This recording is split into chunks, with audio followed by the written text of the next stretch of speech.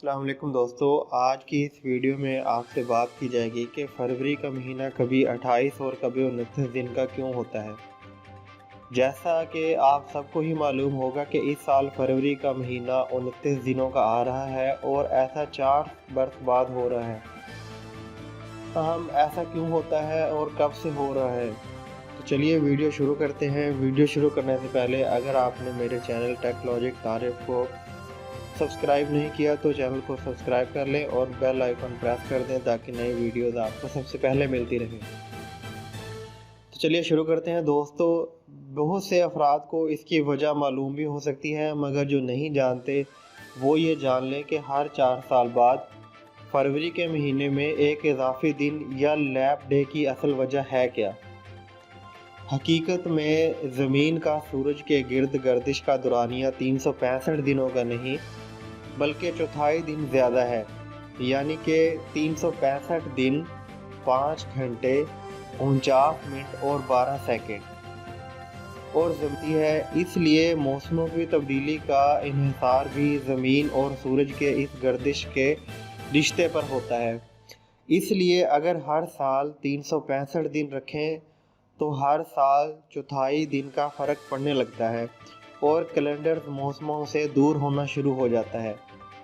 اب دنیا بھر میں ایسے گریگوری کیلنڈر کو استعمال کیا جاتا ہے جس میں 365 دن ہیں، تو اس فرق کو دور کرنے کے لیے لیپ سیکنڈز اور لیپ سال کے ذریعے گھڑیوں اور کیلنڈرز میں زمین اور موسموں سے مطابقت پیدا کی جاتی ہے۔ تقریباً 45 قبل مسیح میں روم کے بادشاہ جولیس سیزر نے کیلنڈروں کی اصلاحات کے لیے ایک کمیشن قائم کیا، جس نے فیصلہ کیا کہ ہر 4 سال میں سے ایک سال 366 دنوں کا کیا جائے۔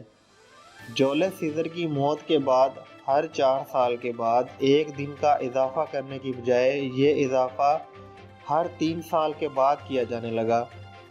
اس طرح ایک مرتبہ پھر رومن کیلنڈر موسموں سے آگے بھاگنے لگا۔ یہ مسئلہ جولیس سیزر کے بعد آنے والے اصلاح پسند بادشاہ آگسٹس سیزر نے 8 قبل مسیح میں حل کرنے کی کوشش کی اور اس طرح یہ سلسلہ 16ویں صدی تک چلتا رہا۔ 16ویں صدی میں پاپ گریگوری نے کیلنڈر میں تبدیلی کر کے یہ مسئلہ بھی حل کرنے کی کوشش کی اور ایک کمیشن قائم کیا، جس میں یہ طے پایا کہ ہر 400 سالوں میں سے 100 لیپ ایئر ہونے کی بجائے 97 لیپ ایئر ہوں گے۔ فروری کا مہینہ عموماً 28 دن کا ہی کیوں ہوتا ہے؟ مگر یہ سوال چھوڑیں، بلکہ کیا آپ بتا سکتے ہیں کہ کیا کبھی سوچا کہ آخر اس میں صرف 28 دن ہی کیوں ہوتے ہیں؟ تو یہ قدیم روم کی مہربانی ہے اور فروری کا مہینہ در حقیقت آغاز میں تھا ہی نہیں۔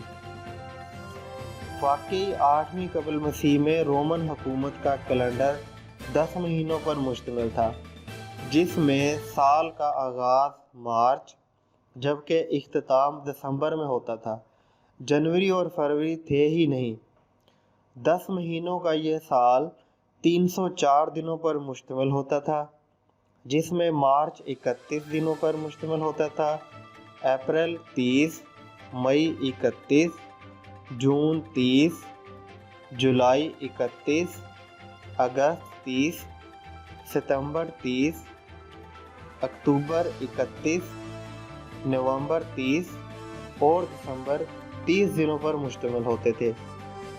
اس زمانے میں سرما ایک بے نام اور بغیر مہینے کا دور ہوتا تھا، جس کی کسی کو پرواہ ہی نہیں ہوتی تھی، کیونکہ فصلوں کی کاشت ایک خاص وقت میں ہوتی تھی اور اس وجہ سے سردیاں بیکار سمجھی جاتی تھی۔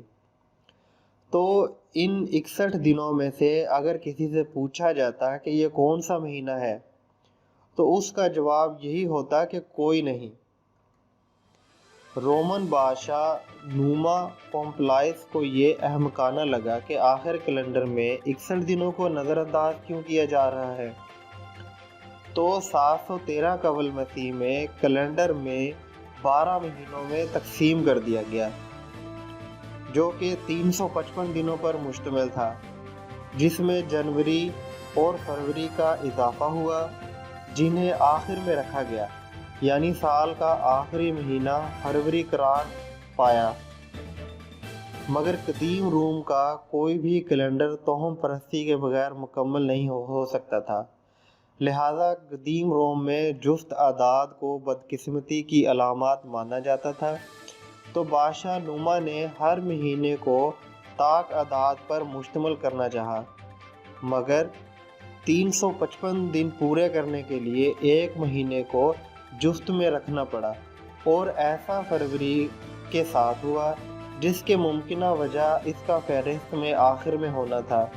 اور پھر سال کے مہینے کچھ ایسے ہو گئے: مارچ 31، اپریل 29، مئی 31، جون 29، جولائی 31، اگست 29، ستمبر 29، اکتوبر 31، نومبر 29، دسمبر 29، جنوری 29 اور فروری 28 دنوں پر مشتمل تھے۔ 355 دنوں کا یہ کیلنڈر مکمل نہیں تھا، اور کئی سال بعد سیزن اور مہینے ترتیب سے باہر ہونے لگے۔ تو اسے ٹھیک کرنے کے لیے روم میں 27 دن کا لیپ مہینے کا اضافہ کیا گیا، جسے مرسیڈونیس کا نام دیا گیا۔ اس کے لیے فروری کے 4 دن نکال دیے گئے، اور لیپ مہینے کا آغاز 24 فروری کے بعد ہونے لگا، جس سے پھر اندیا ملتا ہے کہ اس مہینے کی کسی کو پرواہ ہی نہیں تھی۔ مگر یہ لیپ مہینے جلد درد سر بن گیا، کیونکہ اس میں تسلسل نہیں تھا، جس کی وجہ اس زمانے کے مذہبی رہنماؤں کا اس کا تعین کرنا تھا۔ یہاں تک کہ جولیس سیزر کے عہد میں رومن عوام کو کوئی اندازہ نہیں ہوتا تھا کہ آج کون سی تاریخ ہے۔ تو سیزر نے لیپ مہینے کو نکال باہر کیا اور کیلنڈر کو پھر نئی شکل دی۔ جولیس سیزر نے کیلنڈر کو سورج سے جوڑ دیا اور چند دنوں کا اضافہ کر کے 365 دنوں کا سال قرار دے دیا گیا۔ ایسا کرنے کے بعد فروری کیلنڈر میں دوسرے نمبر پر آ گیا، مگر اس کے 28 دن برقرار رہے، اور جب سے یہ سلسلہ برقرار ہے۔ تو دوستو، اگر آپ کی پیدائش 29 فروری کو ہو، تو جو لوگ 29 فروری کو پیدا ہوتے ہیں انہیں اپنی سالگرہ منانے کے لیے 28 فروری یا 1 مارچ کا انتخاب کرنا پڑتا ہے، جبکہ کچھ 29 فروری پر ہی برقرار رہتے ہیں۔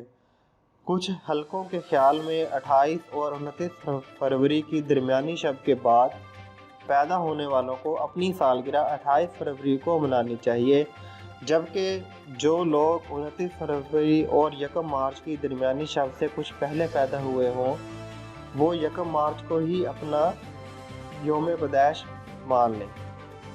تو دوستو، انشاءاللہ یہ ویڈیو آپ کو بہت اچھی لگی ہوگی، اور آپ کو یہ پتہ چل گیا ہوگا کہ فروری کا مہینہ کبھی 28 اور کبھی 29 دن کا کیوں ہوتا ہے۔